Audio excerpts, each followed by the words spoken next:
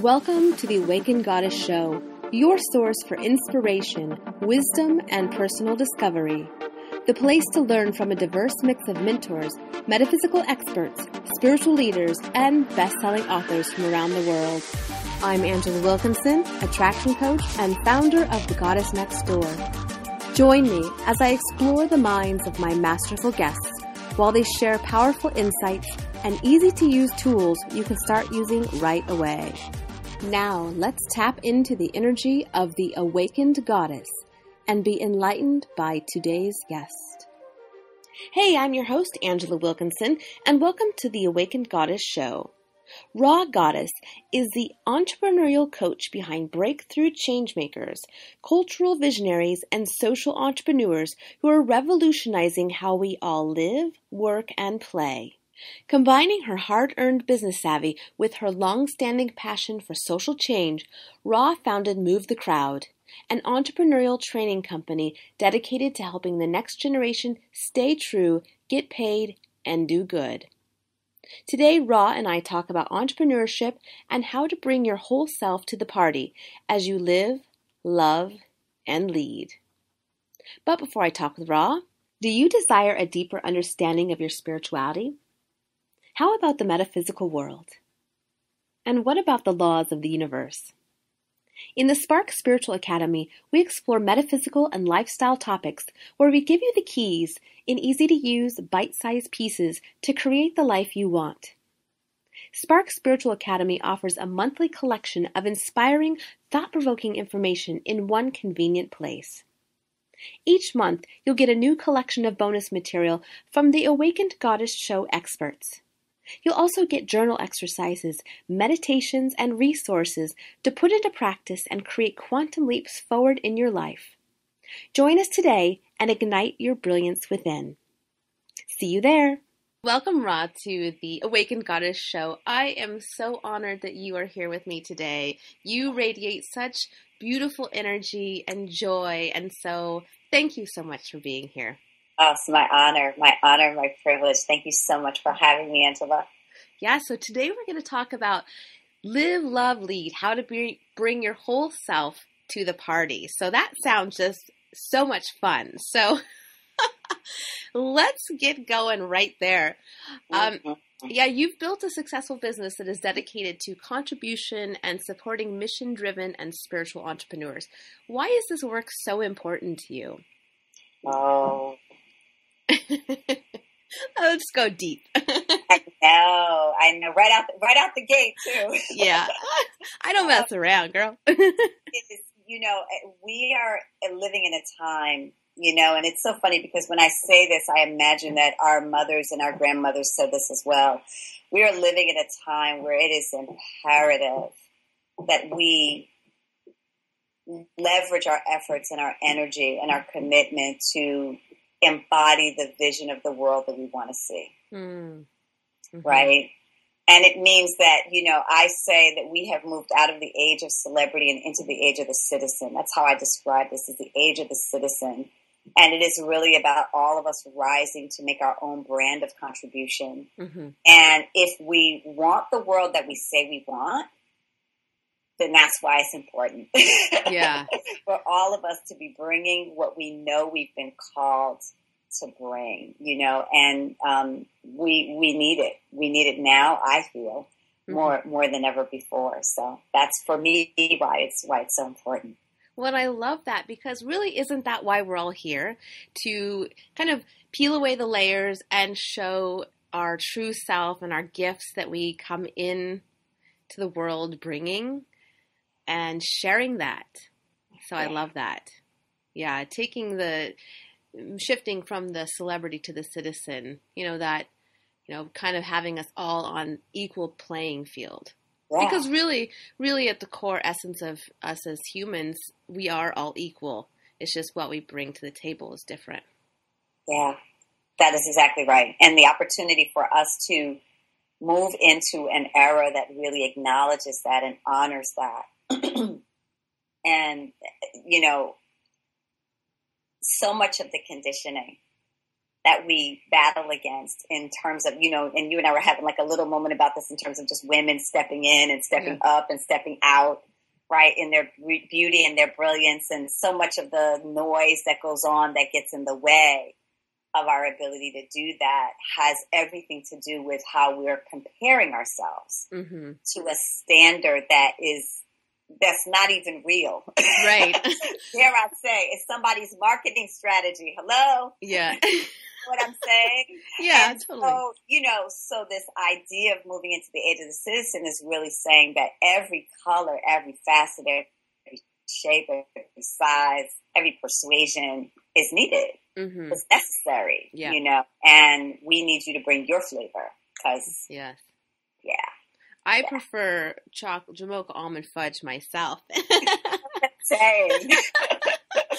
A little chocolate, little nuts, and coffee. You know what I'm saying, right? Like, we need that, right? Be clear, we need that. Yes. Yeah. Who wants just the same old boring thing over and over? Okay. So you talk about success being a whole self proposition. What do you mean when you say that? In order to have the life that I believe we want to have, and it's interesting because we talk a lot, with women about having it all, and my thing is about having what matters. Yeah. Right. And so in order for us to have what matters, we have to be fully present and fully engaged. And so in order to have what I call whole success, it's just necessary. And again, if we come back to sort of the way we've been conditioned, we compartmentalize ourselves, we silo ourselves off.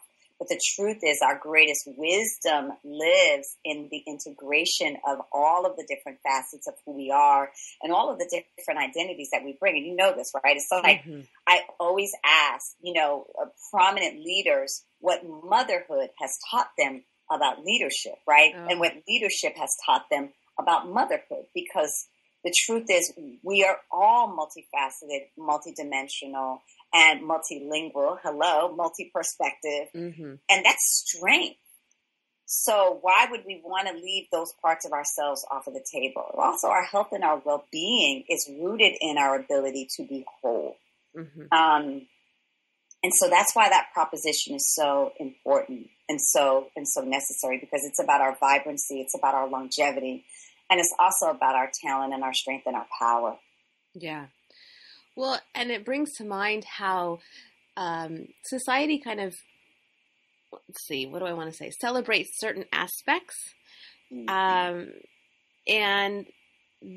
then there are other parts of ourselves that we tend to hide because maybe we're ashamed of them.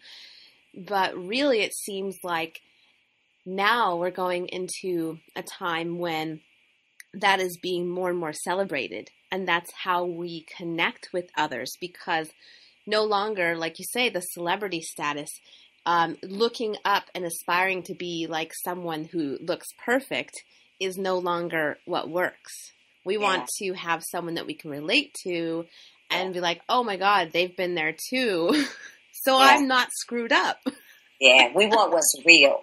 Real, yes. Realness. And that's where the resonance is in the realness. And the more that we know that and affirm that within ourselves, that it's really the realest parts of ourselves, which are sometimes the most vulnerable parts of ourselves, the most tender parts of ourselves, are really where the greatest contribution comes from, rises from. Yeah, and I tell you, that has been one of my biggest it's like struggles throughout my life is that piece about vulnerability, because it's just kind of scary to put that stuff out there. Yeah. But it's like when we hear it, that's where the access to liberation happens, because it's just like you said, we kind of go, oh, I'm not alone. Yep. It's not me. I feel like that which is deeply personal is that which is deeply universal. Yep. And the more that we see that and understand that connection and that thread, the more hopefully, right, we'll be empowered and inspired and encouraged to do that. Well, yeah. And then those of us that can be okay with being vulnerable and showing those parts of ourselves really gives other people permission to do the same. And it's like, okay, we're all in it together. You know, we all have parts of ourselves that we're not fully comfortable with yet. And, you know, let's move through this together. So, yeah. So how do you how do you help women find their path to contribution? So it begins with getting very, very real. Yeah. It's got to, right? And no getting around it. No. And one of the things I will say that is our commitment at Move the Crowd is really creating the sacred container, right? Because our dreams are like our children. Mm-hmm. They are precious. And our hurts are like our children. They are precious. Mm-hmm. And the ability to have a sacred space where what you share in terms of your innermost dreams and challenges is holy ground. Mm-hmm. And so we begin with that commitment of creating that kind of space, because so much of what prevents us from being able to really achieve what we want to achieve or have what we want to have is a deep, deep fear about, if I really tell you, you'll laugh, or if I really tell you, you'll tell me I'm crazy, or even if I say it, I have to confront all those parts of me that don't believe it's possible. Mm-hmm. And in our work, we go there and we create a space where you can confront all of those facets and all of those conversations. But what we nurture and what we water and give sunlight to is the dream. So it begins with supporting the purest utterance of what the dream is, the purest, the most sacred expression of what the vision is. And then from there, we begin to look at what are the things that are going to put you on course for achieving that dream. And, you know, we develop strategies and opportunities and help leverage resources towards it. But it really begins with the sacred utterance. And it begins with the vision, mission, purpose alignment, which is so critical. Mm-hmm. Yeah, I know those are like your main three things that you talk about when we're talking about how, when we're driven forward. And what I'm curious about is, what have you found when those fears that we all have or challenges come up that maybe kind of lead towards self-sabotage? How do we stay in alignment with the values, the unique gifts that we have in our passion? Yeah. So you have to develop practices. So there are a couple of things that we do when we start to look at mindset and what we call core limiting beliefs. Mm-hmm. The first is to create a set of tools and a process that enables you to see. Because the truth is, you cannot change anything if you can't see it. Yep. And those like to be like hidden in the subconscious. So. Like stuffed underneath the couch in like the deepest cushion, or underneath the flower pot, underneath that gorgeous rug. That lint. That's like to hide from us. Yep. So some things we can see, and some things, they're kind of in the back of our head somewhere. And so the first thing we do is we smoke those out, support you in smoking those out. And we get very explicit and we're very rigorous about how we smoke out your inner dialogue. So we really get it verbatim. Mm-hmm. And the beauty of that is then you actually have the opportunity to slow the conversation down when you see it. So that rather than sort of out of habit or instinct, just flipping into those old mind patterns, you actually can kind of go, whoa. And you have that space where you then get to choose. Now, what we understand is anytime we're unearthing a core limiting belief, we have to put something in its place. Yeah. It's like if we pull the weed, we got to plant a flower, right? Mm-hmm. Otherwise, the weed's going to come back. And so through this 6-step process that we move our entrepreneurs through, we do everything that's related to that. So from seeing it to acknowledging it, to owning it, to forgiving it, to cleansing it, to creating new vision for it, and then the practice and the celebration of honoring it, right? So those practices get embedded in the work that the women do so that, you know, and it's always when you're going for that next level, right? Yeah. So you have that big success, here comes that limiting belief, or that great opportunity, here comes all the stuff. And so you also get the opportunity to see the cycles and see the patterns, which again gives you access to being able to intercept it faster and transform it quicker. Mm-hmm. But it's practices. Mm-hmm. Like my one word about how do you do that? Yeah. Practice. Yeah, there is no magic wand. Yeah. Yeah. So, and what seems to be true is that it doesn't matter how successful you are or who, you know, how grand your success is, you always still have like those upper limit challenges where your beliefs come up. Yeah. But it does seem like when you clear those, you know, you work on those beliefs, those limiting beliefs, that it does get easier and it takes a lot more for them to be activated, which is nice. Yes. You're able to transform them quicker. Mm-hmm. You're able to catch them quicker, you know, and that's always the goal, you know. But the beliefs are cyclical in the sense of every time you're going to a new level, they kick up. And so what we teach the women that we work with is that you want to see that as good news. Yeah. So that when your stuff is coming up, it means you're growing. Because if you were just sitting on the court doing nothing, you know, with your feet up, eating bonbons, you wouldn't be having them thoughts. That's right. Yeah, TV doesn't inspire fear. Exactly. It's because you're on the court and you're doing it or you're thinking about doing it that all of a sudden it starts to come up. So the opportunity is to actually train yourself to see that and know that and then practice the ability to transform using that 6-step process to transform. And then it gets quicker and quicker.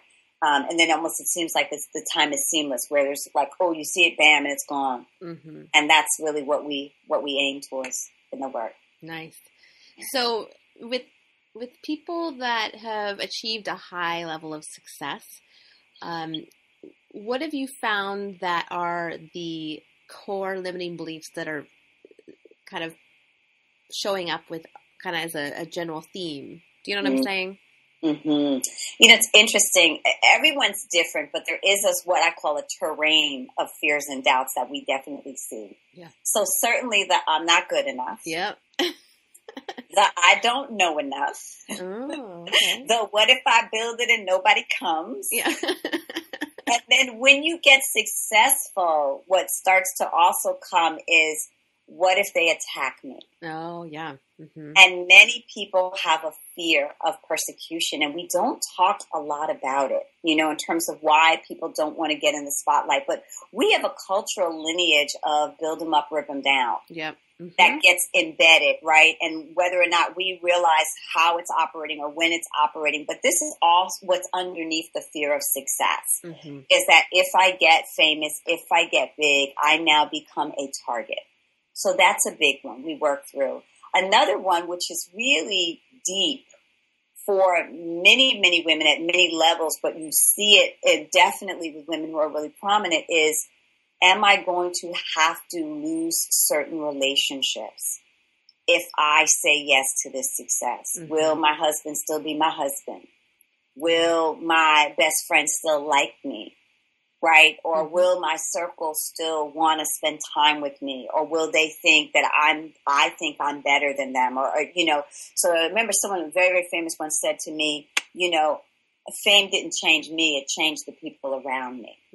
Yeah. And I think that's a very profound statement, because a lot of what people are navigating, whether it's big success or even just making a change, is, you know, separation anxiety. Right? Am I going to lose people that I care about, or will people look different? Or are there people that I may have to end relationships with because it's no longer healthy? They're not supporting my growth. So that's another big one that we find with women at that level. Yeah. And as women, we're so about relationships. I can see how that would really sabotage us if we're not aware of that. Yeah. Belonging is very important to us. Mm-hmm. We need to belong. It's very, very deep for women and for all human beings, but we as women have a particular aspect of our conditioning that's communal that gets triggered around that. Yeah, definitely. So I'm wondering if we can go back to the fear of success, or the one about getting, I guess, too prominent, too successful. Because I think even at, it seems like that comes up even when you're just kind of getting out of the gate. I mean, that one just seems like there are so many layers to it. And it's really challenging to work through, because it's like there's this push-pull of, what do I put out there? Especially when we were talking about the vulnerability piece. So I can see how that, like, the ego gets in there and wraps all this together and really can keep us safe in a way. So can you talk more about that? And the safe is an illusion, right? So let's just acknowledge that. Safe is an illusion, ladies. Yeah, it is. No such thing, my darlings. No. If you're safe, you're dead. People trip on the curb and break bones and all kinds of things. So there is no such thing as safe, right?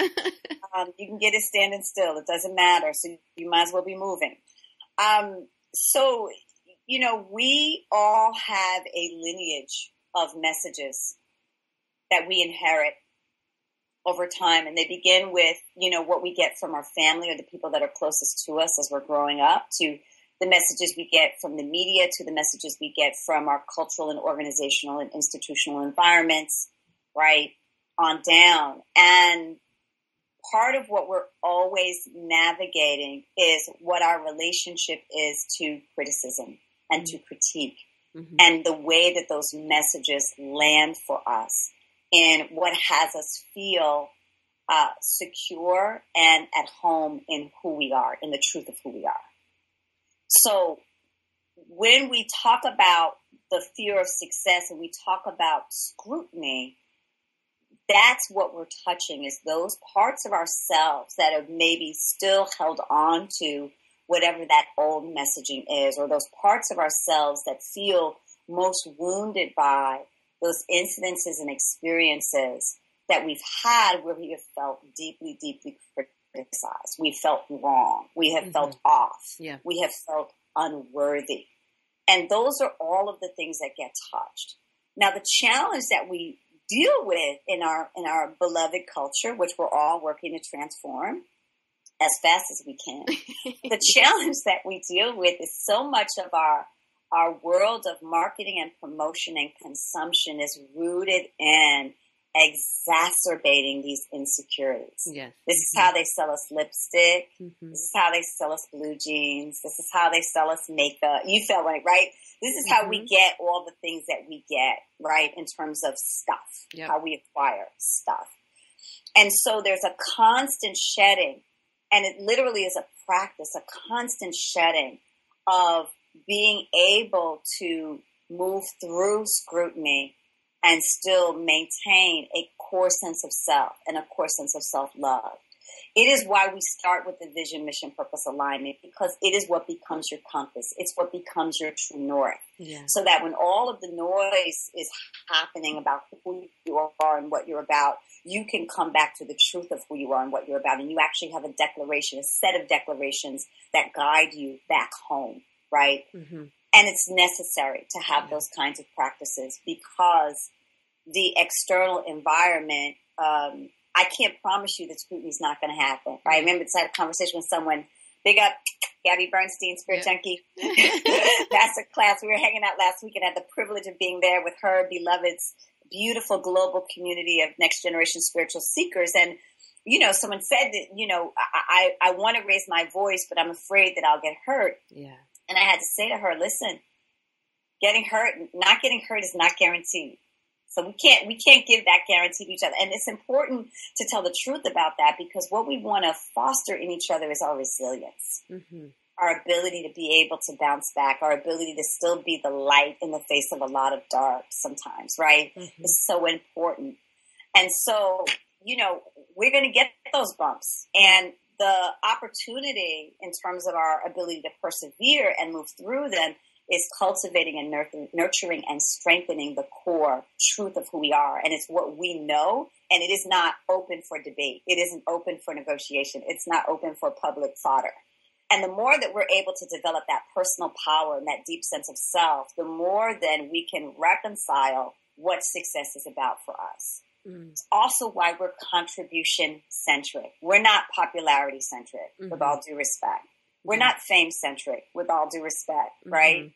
We understand and recognize that sometimes you got to get famous and popular to support the vision for the kind of impact you want to have. And that we're all about, right? Yes, definitely. But it got to be driven by impact. Because if it's driven by anything else, quite frankly, it's not of interest to us in the work. And it's not a recipe for longevity because things trend every other day. That's right. And you feel what I'm saying? And you'll be hot today and cold tomorrow and forgotten 3 weeks later. Yeah. So, and this is the reality that we live in. So your true north for success, if it's rooted in your contribution and your commitment to impact, that's the recipe for longevity. That's the recipe for success. You're motivated by something different. You're clear about who you are and what you're about and what you're up to. And your being expresses that and represents that. Yeah. So that's how we work to transform the fear and help also build the internal girth, the capacity to withstand the shock, the shock absorbers. Yeah. Stand sometimes what can be the bumpy ride up. Yeah. Well, and really, you want to have people that don't necessarily agree with what you have to say. If everybody agrees, then you're not stretching enough, right? You're not strong enough in your message, I guess, because you can't please everybody. Right? Life is designed to grow you. Our number one job as human beings is to grow. And that requires being uncomfortable. Yeah. So whether that's adversity or opposition or whether that's the stretch, right, required to reach for whatever that is on the top shelf that you're after, life is designed to support that. And that isn't always comfortable. It isn't always easy. It doesn't always feel good. But at the end of the day, it's the contribution of who you become as a result. Yeah. It's less about the destination and much more about who you become in the journey. So again, our understanding of that gives us a different perspective and an ability to withstand. Yeah, and that puts into perspective just our choices in relationships and our career, and if we're an entrepreneur, and yeah, it's like that is all just set up, like you say, for us to grow. And get in touch with our core essence. So, yeah. Give yourself, let yourself off the hook, ladies. Yeah. Please. Yeah. Okay, so I'm curious what your thoughts are on this. So, as women, how do we follow our ambitious drive and our desire for large success while staying aligned to the divine feminine? Yeah, this is a good one. Yeah. We had this conversation at Move the Crowd called Make Peace with Your Ambition. And it is about the reconciling of the magnitude of our vision with the depth of our willingness and the breadth of our capacity and experience. And we know that is a dance all day long. But what I will say to you is that the most important thing is that we cultivate a way of being able to honor the softer aspects of who we are and recognize that they are a gift in the C-suite as much as those masculine energies, those quote unquote more what we experience to be those more hard edges, right? Yeah. And the opportunity is always to be in divine balance. And is always to be fully integrated, right? Critical to our success. And when we honor, because we know that the conditioning in leadership is you got to be tough. Yep. It's the boys club. Right? That's the bumper sticker, right? The bumper sticker is you got to be tough. And the truth is the vulnerability, right? Because we come back to the vulnerability as part of the divine feminine and the aspect of feminine energy, right? Whether you're male or female carrying that. Yeah. The vulnerability, the collaborative nature, the creativity, the wisdom, those are all aligned in the feminine realm. And again, it's back to this whole self conversation. Why wouldn't you want full range of motion? You know, it's kind of like bamboo, right? Mm-hmm. Where it's like, you know, it's willowy. Yeah. It's fluid, but it's tough as nails. Yeah. Right. And when you're in a windstorm, that's what you want. Mm-hmm. And life is like the windstorm. So we want to be like the bamboo and knowing when we need to be fluid and soft and when we need to be firm and strong and deep and rooted. And that's about, you know, again, dexterity, flexibility, range of motion, strength. Yeah. Well, I'm curious, do you find that, this is kind of going back a little bit to when we were talking about the fears, I'm wondering, do you find with women that they struggle with, you know, that idea of having it all and feeling conflicted between their career and wanting to have a family and like having a fear of having to give something up? Yeah. Yeah. It's so interesting. One of our beloved entrepreneurs, Reshma Sajani, I don't know if you know Reshma, but her work is amazing. She's the founder and CEO of Girls Who Code. And they are like the premier organization that is moving the needle on women in tech. Nice. And they are producing a whole new generation of computer science majors. And they're teaching women to code inside of some of the biggest organizations, Google, Twitter, Yahoo, and the list goes on. And these are young girls from some of the toughest environments in the country, right? And this organization serves 10,000 girls now.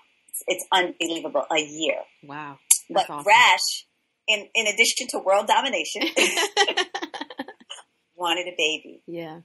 And so a lot of the conversations that we had was really about how did she slow down internally? So it doesn't mean you're sacrificing the vision or sacrificing the magnitude of the dream, but there is an internal conversation of self-care. There's an internal conversation of slowing down that creates more room and more space. And we actually walked through a guided meditation where she could see herself slowing down to receive the baby. And this was something that had been a goal for her and something that had been a challenge in terms of reconciling the demands of her work, because she was running for political office at the time, as well as, you know, right, holding this incredible, innovative, groundbreaking organization. And, you know, wanting to create this space for family. And it was through this journey of self-care and giving her practices and having her work with the practices and really looking on delegating. Hello. Remember that word, ladies? Yeah. Having seen and allowing ourselves, our superwoman selves, to be supported, to create space, to create room. And I'm so thrilled to say that 6 months ago, she gave birth to the most beloved, gorgeous baby boy. Yay! Sean Sajani. And, you know, you see her now and just the softness. And in the midst of being pregnant and giving birth, she had a record year in the organization. We grew revenue 450%. We went to 10x what she was serving in her number of girls, from 160 girls a year to 10,000 girls a year. Wow, that's unbelievable. You know, so she gave birth and she gave birth. Yeah. So there's this understanding that it's non-linear, but it begins with our internal realm and the care that we take to our own personal capacity and the way that we care for the core of ourselves that enables more room and more breath for the dreams to come in, you know, and that's super mom and super mogul. Yeah. Well, and I love how that speaks to those of us who don't yet have children, or even women that have children that are maybe older, are kind of in that driving mode, that the value of the self-care and the value of all of those feminine qualities that were brought forth maybe for her in childbirth and being pregnant. And so it's like for myself, I constantly have to remind myself to slow down, and that it's not about working 24/7. It's about having more balance and enjoying life while I'm creating my empire. Yeah, absolutely. Absolutely. You know, we hold busy like it's a credential. Yeah. Yeah. You know, and we got to challenge that. Yep. Got to challenge that. Yeah. I'm ready to challenge that. Yeah. Okay. So what would you say to an entrepreneur who's been at it for some time and she hasn't reached the level of success that she wants, but she's struggling to pay the bills with her business? It's like that point that point where it's not quite there yet. Mm-hmm. And, you know, maybe it's like wearing on her. What advice would you give for her? We, you know, when entrepreneurs come in that stage, we call that the established stage. We also affectionately call the show me the money stage. Yeah, show me the money. That's a great name. Right? That's exactly right. We often look at your model, right? And so we do a diagnostic on the model, and that's everything from looking at the nature and the quality of the offering to looking at the audience, to looking at the price point and the margin on the price point. So these are all of the things that we'll look at. We'll also look at, is the business bringing you joy and passion, right? Because as entrepreneurs, sometimes we can get burned out on the business, right? And so we're going through the motions, but we're not feeling the traction. The other thing we look at is issues of productivity. How are you maximizing your day? And invariably, what's going on with self-care? And I say it that way because what happens when we're lifting a business and we've got a lot to do in the business is that self-care is often the first thing to drop. But the truth is that what contributes to your productivity is nurturing your foundation. Okay, how many times am I going to say that, Angela, this hour? Yeah, well, apparently we all need to hear it. Nurturing your core. So as much as you beg off on that yoga class, that may be the very thing you need to sustain you and improve your ability to focus and be present and be clear-minded within the context of your business. Yep. Also, time away from your business gives you the opportunity to really dream and inspire new ideas. It may help you resolve that issue with that client. It may help you figure out that product tweak.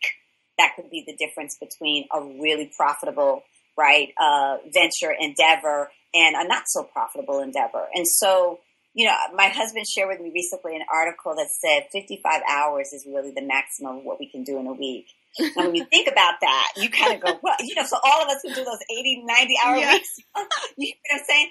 55 is what you got in terms of productivity. And so, you know, there's a way that we have to think about how we structure our days and how we structure our time that support our ability to be, you know, as productive as we possibly can within that 55-hour span. You know, it's everything from diet to rest. Y'all know, y'all heard it before. Well, but I think it's so important to say that because I think we just kind of poo-poo the idea of getting enough sleep or drinking enough water or eating nutritious foods or resting. I mean, sure, we know all these things, but how many people are actually doing it? Yeah, but it's like if you knew, and I really want to say this to you all because it's like the scientific research has proven it, it's unequivocal. You're not productive after a certain point. And when we get those entrepreneurs who come in who are crispy, my show me the moneyers who are crispy, right? Not making the money, but working 60, 70, 80 hours, sometimes 90, 100 hours a week, you're not productive for half of that. Think about that. Yeah. You know, that's critical to know that actually if you did less, you would achieve more. And we have to, that's a mind switch, right? Because that's counterintuitive, right? And so that's what I would say. We would do the diagnostic, but I'm really looking at your productivity. I'm looking at your self-care. I'm looking at that first. Yep. Because the things in the business are easy to tweak and fix. That's the easy stuff. But the mindset shift around caring for yourself and the mindset shift around how you structure your day and where you're really productive is the real work. Yeah. So I want to take that one step further to celebrating all aspects of who we are and honoring that the desire to have the life that we truly love. Can we talk about that, and how do we do that? It is so important to celebrate every day, every step, every effort. It's so interesting because we're in, Angela, we have monthly themes. We are, not only are we an entrepreneurial training company, but we are a community of practice. We're an entrepreneurial community of practice. So we have monthly themes, and our theme for the month is build and climb, right? Build and climb, which is all about the growing edge. It's all about the step by step. And how do we see, just by virtue of the fact that we're on the path, we have reason to celebrate. Yep. Or we see the path, or we're moving in proximity towards the path. And so, when I talked about that 6-step process for transforming limiting beliefs, step number 6 is celebrate. And it's so important that we build in celebration as a practice. Yeah. Anytime a woman says to me, I'm feeling underappreciated, I always ask her, when was the last time you celebrated? Yeah. Always. Because that's the place where we get to see the wins. And often we get the wins and we go, next. What's next? What's next to conquer? Okay, woo, I survived that. What's the next thing? Come on, bring it on. What's the next thing, right? And we miss those moments to go, oh, I survived that. Yeah. Like standing O for me. Hello. Mm-hmm. Like a little dance break. You see what I'm saying? Or I made payroll this month. Glory, hallelujah. So we have to, as a practice, notice I'm big on practice. As a practice, we must celebrate. It is, again, a recipe for longevity. Yeah. Big and small. Big and small. Yep. Even those baby steps. I think that because it's those little tiny steps that we take that create the momentum for the larger things. Absolutely. Yeah. Absolutely. You climb a mountain one step at a time. Yeah. Okay. So I'm wondering, looking at everything we talked about today, if you were to boil it down to one practical tip for the listeners to take and just take that small step, what would you recommend?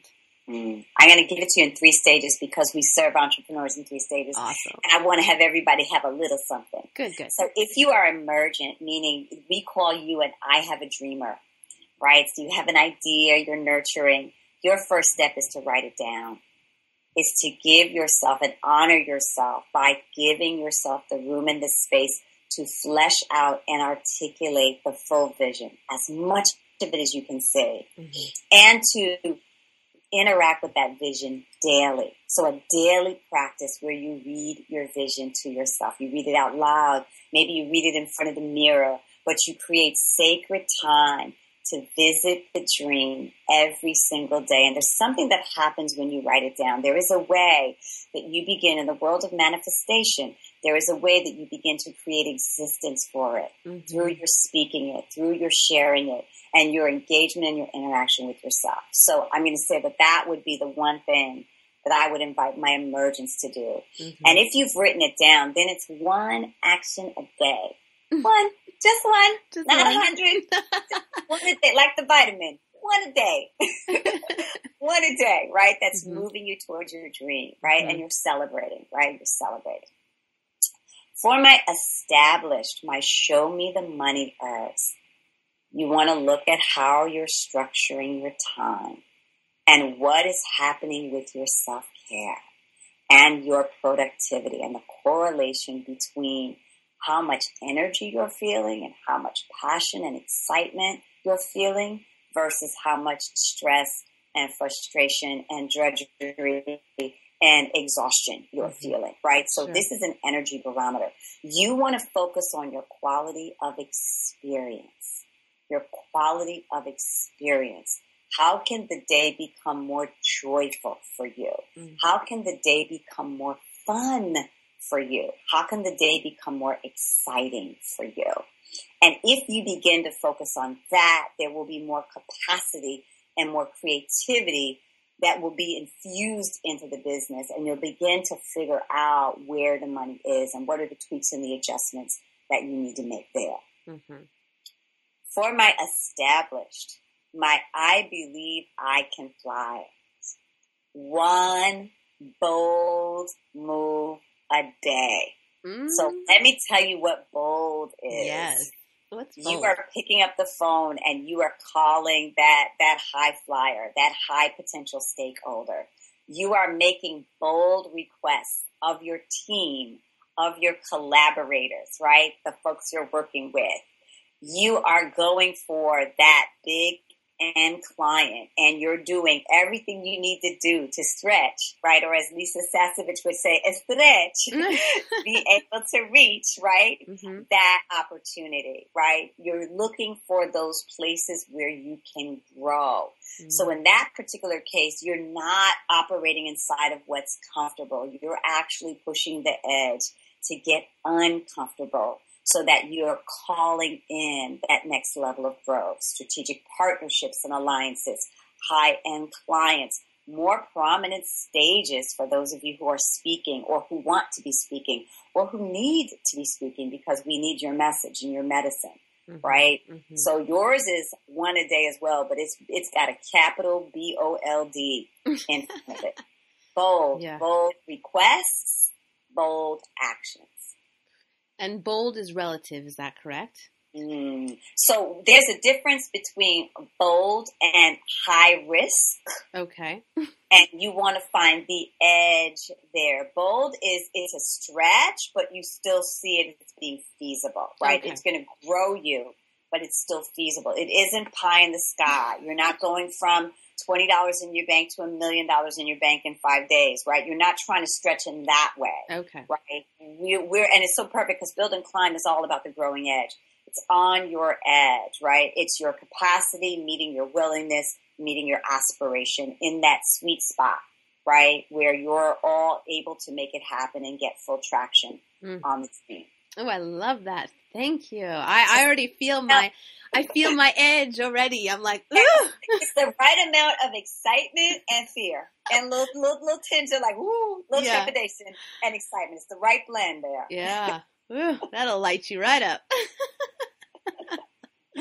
Oh my gosh. Well, so why don't you tell the listeners how that they can get in touch with you, find out more about you, check you out? Absolutely. So I know that you and Dana have been in cahoots, so there will be goodies for your listeners. Yes, goodies. I'm so excited about. We're going to give you access to a rare conversation that I had the privilege to host with the beloved Gabrielle Bernstein, multiple New York Times bestselling author, open branded new leader, and alumni of our work. I've had the honor to coach and mentor Gabby for the last 8 years. Yep. And bear witness to her incredible journey to be a force of light in the world. And Gabby's going to keep it very, very real about overnight success and the mythology of overnight success. And she's going to talk about what does it really take to show up when you have a big vision. And so you all are going to get access to that. And then the ways that you can reach us are movethecrowd.me, which is our website, like Move Me, as well as you can get us on our Facebook page, right? Facebook at True Paid Good, and our Twitter at True Paid Good.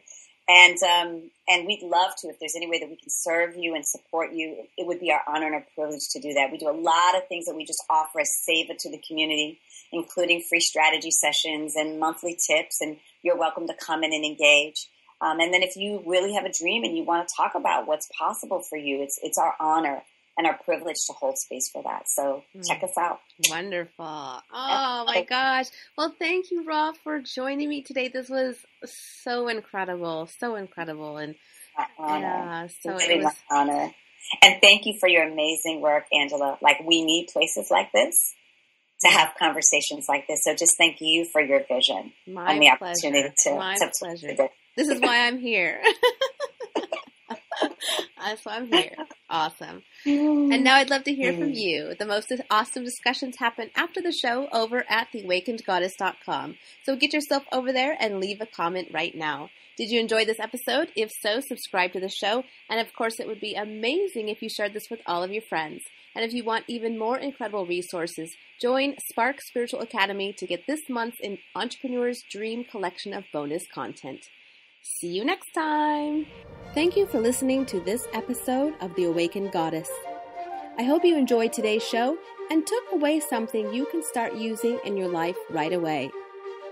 For more spiritual insights and to listen to more episodes, subscribe to The Awakened Goddess Show at thegoddessnextdoor.com. and discover wisdom that'll change your life.